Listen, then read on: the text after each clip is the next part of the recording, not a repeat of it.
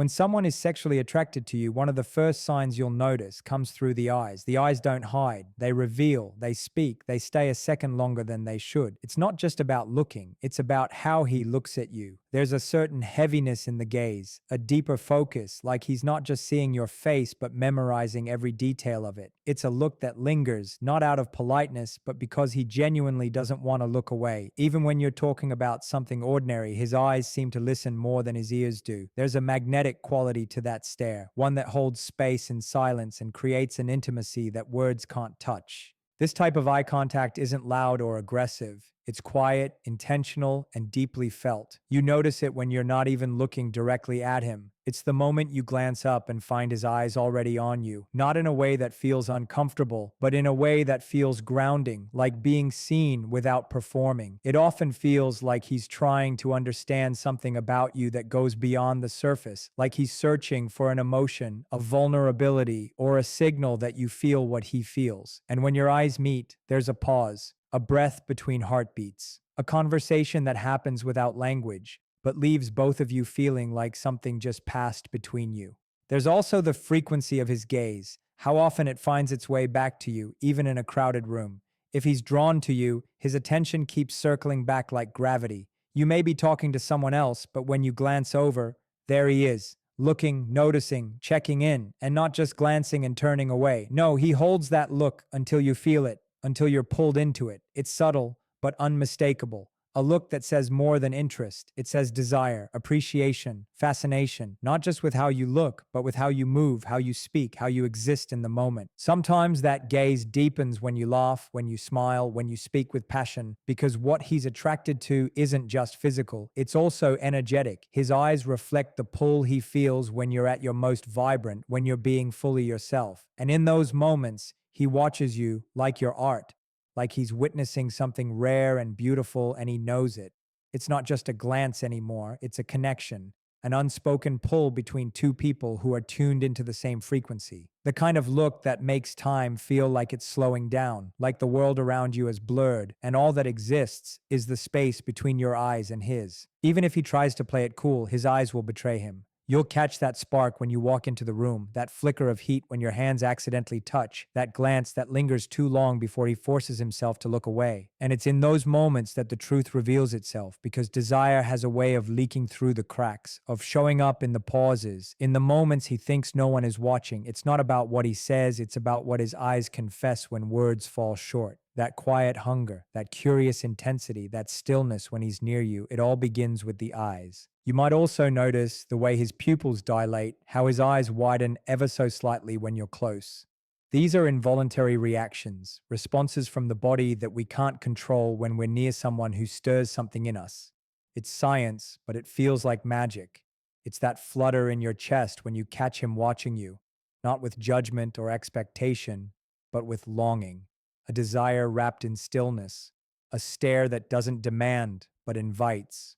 And whether or not you feel the same, you'll feel the truth of it. Because when someone is sexually attracted to you, they don't always know how to say it, but their eyes always will.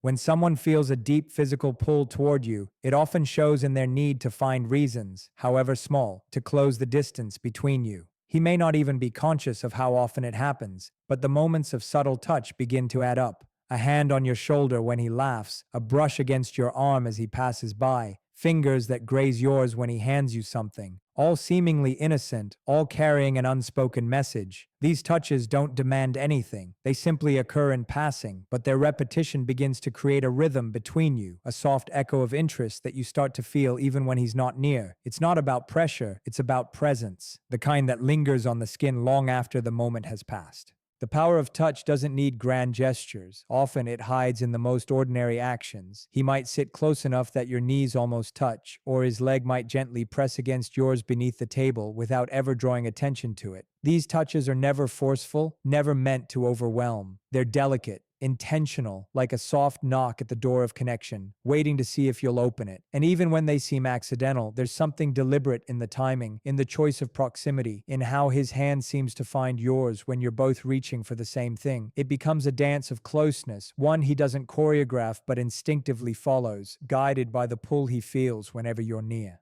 There's also a warmth to his touch that feels different from others, a kind of gentleness that tells you it matters more than it should. He's not touching everyone like this. He's aware of your boundaries, yet always seems to find small windows of contact that allow the connection to grow. Whether it's a light touch on your back as you walk through a doorway or the way his fingers linger for just a beat longer than necessary, he's not rushing anything. It's almost as though he's learning your energy through the tips of his fingers, like your skin is a language he's trying to understand without speaking. These are the kinds of moments that don't shout attraction, they whisper it. If you look closely, you'll see how his body naturally orients toward you when you're in a shared space.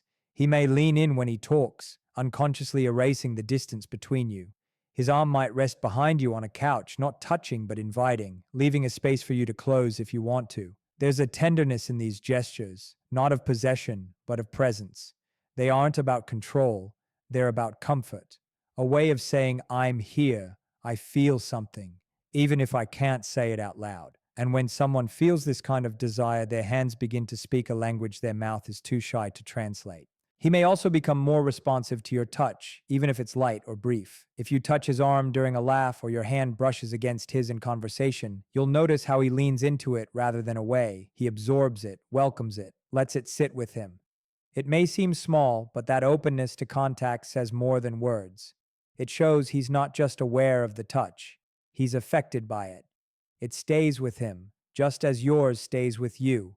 It's in these quiet responses, these instinctual reactions, that physical attraction quietly makes itself known, gently requesting to be felt in return. Sometimes he might even test the boundary between playful and personal, nudging your arm, offering a high five that turns into a clasped hand, or teasingly fixing something on your clothing. These aren't moves made carelessly. They're made with the hope of being welcomed. Not because he expects anything, but because your closeness brings him ease. These moments become memories before you even realize it, fragments of contact that feel both innocent and intimate. And in that subtle tension, that dance of nearness, you find the truth. He doesn't just want to be near you, he wants to feel you, to connect with you in ways that speak even when he says nothing at all. Even when he pulls away, his hand seems to hesitate, as though his skin doesn't want to lose contact just yet. There's a softness to his detachment, an unspoken regret in letting the moment go. That kind of awareness doesn't happen with everyone. It's born from attraction, grown through curiosity, and sustained by desire. And in those lingering touches, those silent pauses before retreat, he's telling you something.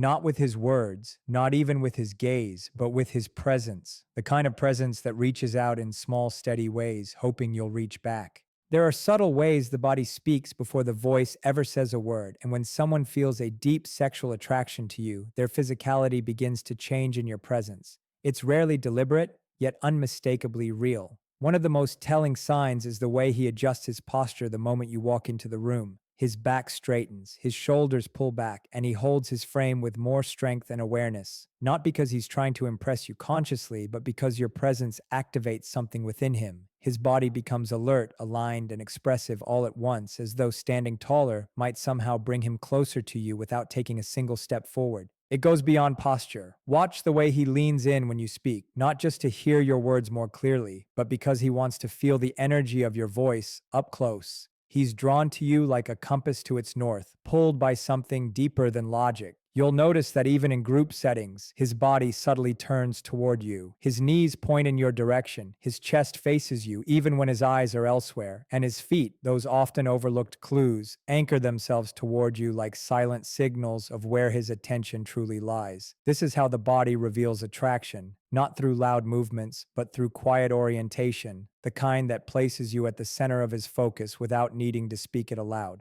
He might not even realize he's doing it. When someone is physically and emotionally stirred by you, their body naturally seeks alignment with yours. It's an instinctual response, an ancient kind of chemistry that predates conversation. The more time you spend near him, the more these physical patterns begin to show. He starts to move when you move, steps slightly in sync with you, pauses when you pause, and listens not just with his ears, but with every muscle in his frame. He mirrors your pace, your rhythm, as if your presence calibrates his internal clock. This is not performance, it's presence. The body cannot fake where it wants to be. There's also a closeness in how he occupies space near you, always aware of where you are, often finding reasons to remain just within reach. When you sit, he chooses the seat beside you if he can. When you stand, he hovers nearby. He doesn't invade, but he doesn't drift far either. There's a kind of orbit forming, where his body is constantly drawn into your gravity. You'll feel it in the way he stands slightly closer than necessary, not enough to breach comfort, but enough that you notice. You begin to recognize that his comfort zone now includes you, and within that space, something unspoken is growing.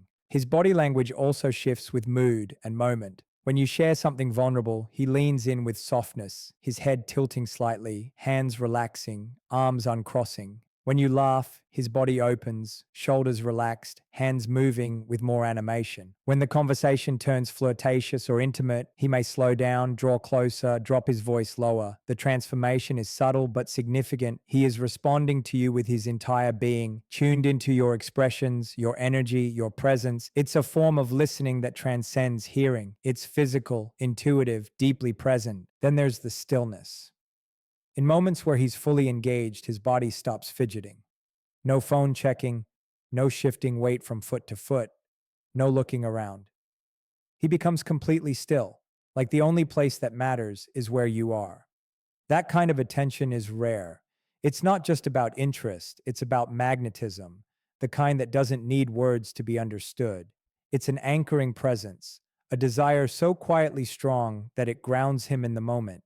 He doesn't just want to look at you or talk to you, his entire being wants to be near you, to align with you, to stay in your space a little longer. Even the moments when you walk away carry weight. You might catch him watching as you move, eyes trailing your figure, body instinctively leaning in your direction. There's a tension in the distance, a silent pull that doesn't want to let go. His stance may remain fixed, but something about it seems ready to follow. These are the signs not found in compliments or grand gestures, but in the posture of presence, in the alignment of his frame with yours, in the quiet way his body responds to you like it has its own language. One built on instinct, energy, and unspoken desire. There is a quiet connection that begins to form when two people are drawn to each other on a physical level, and one of the most revealing signs is the way he starts to mirror you without realizing it. Mirroring is not just a psychological phenomenon, it is a reflection of attraction, a subconscious way of aligning with someone you are energetically pulled toward. When he is sexually attracted to you, his body begins to echo your movements, your gestures, your posture. You cross your arms, he does the same. You lean in, he leans in. It's not planned, not calculated. It simply happens as if his body wants to synchronize with yours to feel closer without words or permission. This mimicry creates an invisible rhythm between two people, a shared pulse that beats without needing to be acknowledged. It's not just about physical movement, it's about emotional timing, a shared cadence in conversation and response. If you shift your weight, he might do the same a moment later. If you tilt your head while listening, his might follow. It is a dance that begins to take form, where every gesture is mirrored, not to manipulate, but to connect, not to impress, but to understand. The reason it feels natural is because it is. Attraction moves through the body before it moves through language. When someone is mirroring you, they are feeling you, learning your rhythm, trying to exist on your frequency. It extends to speech as well. You may notice his voice starts to reflect your tone, your pace, your inflections. If you speak softly, he lowers his voice. If you become animated, he picks up energy to match yours. This subtle harmony builds without discussion, and yet it creates a powerful sense of unity. You feel like he gets you, like you're being understood not just mentally, but physically and emotionally. That's because his subconscious is trying to align with yours. It's as if his body and mind are both saying, without even knowing it, I want to be in sync with you. And that desire shows up in the simplest and most profound ways. Even in silence, the mirroring continues. You sit across from each other, and your bodies begin to settle into similar postures. One leg crosses, and then the other follows suit. A sip of a drink here, a breath there, small things that might go unnoticed unless you pay attention. But when you do notice, you realize how intimate it feels. It's a form of wordless communication, a physical agreement that says, we are connected. When someone starts to mirror you like this, it's because they are not just watching you, they are feeling you, absorbing you into their experience, hoping to become part of your space without disrupting it. Sometimes mirroring reveals itself in how he reacts emotionally to your states. If you're calm, he relaxes. If you're nervous, he becomes more attentive, his energy adjusting to meet yours where you are. This adaptability is another form of mirroring, one that lives not just in the body, but in empathy, in emotional attunement. When someone is attracted to you deeply, they don't just want to be around you, they want to feel what you feel. They want to meet you there, not to fix you or manage you, but to connect more deeply. That kind of emotional reflection grows from a place of desire that is not just physical, but energetic. There's a sacredness in mirroring that often goes unnoticed because it happens in the background of interaction, but it's powerful. It's an instinctual bridge that forms between two people who haven't said what they feel out loud but can't help expressing it through motion, breath, and stillness. It's not about mimicking to manipulate, it's about syncing to understand. And when he mirrors you, it's a soft confession that his body wants to be where yours is. His presence wants to reflect yours. In those quiet repetitions, in those shadowed movements, there's a story unfolding between two bodies drawn by more than just curiosity. You'll start to sense it even in how you both move through shared spaces. You walk together and your steps begin to match. You reach for something and he mirrors the gesture with his own. Your laughter becomes shared music, and even your silences settle into the same rhythm. The more aligned you become, the more natural it feels, until you stop questioning it and just begin to notice how your energy seems to dance in parallel. That's what mirroring really is: an invisible thread of attraction weaving its way through motion, through timing, through the way two people begin to move not as strangers but as reflections of something deeper than words. There is a certain energy in the way someone jokes with you when desire is present, and one of the clearest signs of sexual attraction lies in the way he teases you. It's not the kind of teasing that mocks or belittles, it's playful, light, but laced with curiosity and edge. He may poke fun at something small, something unique about you, something no one else would notice, but that he's been paying close attention to. It's his way of showing that he sees you, that he notices the little details that others might overlook. These teasing moments are not random. They're designed to create tension, to spark a response, to feel out the dynamic between you without stepping too far. Attraction often lives in the space between comfort and curiosity, and teasing becomes a way of dancing between those two worlds. When he makes these remarks, he's watching your face, studying your reaction, hoping for a laugh or a smile, a sign that you're open to the exchange. The teasing becomes a shared language, one that only the two of you speak, and it builds intimacy by breaking down walls without forcing vulnerability. It's flirtation wrapped in humor, a way of saying, I'm interested in you, I'm thinking about you, I want to connect with you, without making the moment too heavy or intense. In that lightness, he creates room for something deeper to grow. There's often a boldness to the words he uses when attraction is strong, a confidence that doesn't come from arrogance, but from feeling safe in the connection. He might tease you about the way you talk, or the things you love, or your sense of style, but it never feels cruel. It feels warm. It feels like being seen in a way that invites you to shine even brighter. His voice softens with these jokes, his eyes sparkle when you respond, and it becomes clear that the teasing is not just about being funny, it's about being close. He wants to keep your attention, to create moments between the two of you that stand out from the rest of the conversation. This kind of playful banter becomes a back and forth rhythm, almost like verbal mirroring. You tease, he teases back. You laugh, he leans in further. He tests the waters, not to see what you'll tolerate, but to see how much of yourself you'll reveal in return. This exchange is rooted in mutual interest, and while it may look like simple fun from the outside, it's layered with desire. He wants to know if you're on the same wavelength, if your sense of humor aligns with his, if your responses carry the same flirtatious undercurrent that is due. The teasing is a question disguised as laughter, and your response is the answer he's listening for. These moments may start off as jokes, but they often shift into something softer, more sincere. A teasing comment followed by a compliment, a laugh followed by a pause, a look, a silence that says more than the words did. That's how attraction works. It moves between tones, between expressions, between the spoken and the unspoken. And when he jokes with you in this way, he's not just trying to make you laugh. He's trying to build a bridge between humor and chemistry. That bridge becomes a place where you both feel a little freer, a little braver, and a little more willing to let desire take its natural shape. What makes this kind of teasing stand out is that it feels personal. He's not using generic lines or jokes he would say to anyone. He's picking things that are uniquely you, things he's observed and tucked away, bringing them out in moments that feel intimate and familiar. It's a sign that he's paying attention, that he's storing details, that he's emotionally invested in the connection.